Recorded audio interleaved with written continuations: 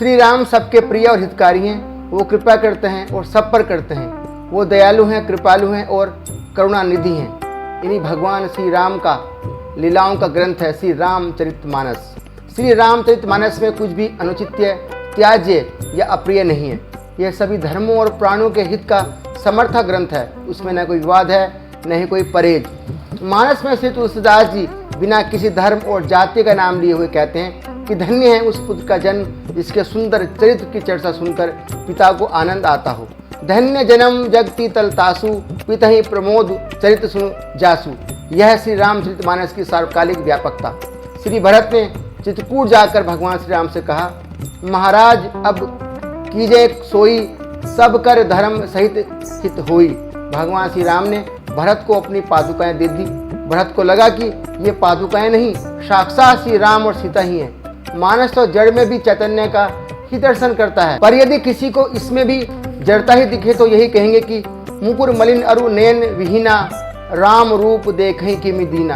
अर्थात जिनके मन का दर्पण गंदा है और राम को देखने वाले नेत्रों का अभाव है, उन्हें राम कैसे दिखाई देंगे।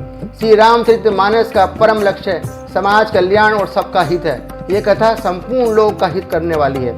कथा जो सकल लोक हितकारी, सोई पूछन चह शैल कुमारी। सबके कल्याण की भावना ही तुलसीदास जी का उद्देश्य है। मानस के राम तो अपने विरोधी रावण का भी हित चाहते हैं। अंगद को लंका भेजते समय श्री राम जी कहते हैं कि अंगद, रावण से संवाद करते समय ध्यान रखना कि हमारा कार्य हो जाए लेकिन रावण का भी कोई अहित ना हो। काज हमार तासु हित होई, रिपुसन करहूं वत कहीं सोई। जिन राम ने अहिल्या के दोषों को न देखकर उसका उद्धार कर दिया, जिन राम ने सबरी को माँ के बराबर सम्मान दिया और गिरिराज जटायु को पिता तुल्य मानकर उनका संस्कार किया, जो ऋषि मुनियों के आश्रमों में जाकर आश्वासन देते हैं कि मैं इस पृथ्वी को राक्षसों से मुक्त कर दूंगा, पूरे वनवास काल में जिन्होंने सबको सुख और आनंद दिया, वे स्वयं जिनकी स्तुति करते हैं, शंकर जी के जो आराध्य हैं, जिनकी करुणा कृपा और भक्त वत्सलता की कहानियों से पुराण भरे पड़े हैं, हमें अपनी वाणी का उपयोग उनके गुण गान के लिए करना चाहिए। नेत्रों से उनके दर्शन करने चाहिए और कानों से उनकी यशोगाथा सुननी चाहिए। पैरों का उपयोग उनके तीर्थों में जाने में करना चाहिए। हाथों से प्रभु की पूजा करनी चाहिए और उनके चरण स्पर्श करने चाहिए। राम सबके प्रिय व हितकारी हैं। दुख सुख प्रशंसा वे अपशब्द सुनकर भी एकरस रहते हैं। उन्होंने राम राज अभिषेक में केवट को आमंत्रित कर सम्मान दिया और कहा कि तुम मुझे भरत से भी अधिक प्रिय हो। श्री राम ने विजय के पश्चात सत्ता का उपभोग नहीं किया। बुद्ध कौशिक ऋषि कहते हैं कि मेरे माता पिता, सखा, स्वामी सब राम है। राम के अतिरिक्त न कुछ जानना चाहता हूँ, न कुछ जाना है न जानूंगा।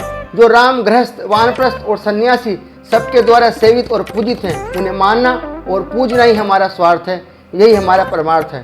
और तुलसीदास जी तो सभी में राम की छवि देखते हैं और कहते हैं कि सिए राम में सब जग जानी, करहूँ प्रणाम जोरी जुग पानी। संसार के प्रत्येक व्यक्ति मुझे सिर्फ राम दिखाई देता है और मैं सभी को राम की छवि मानकर सभी को हाथ जोड़कर प्रणाम करता हूँ। जय श्री राम।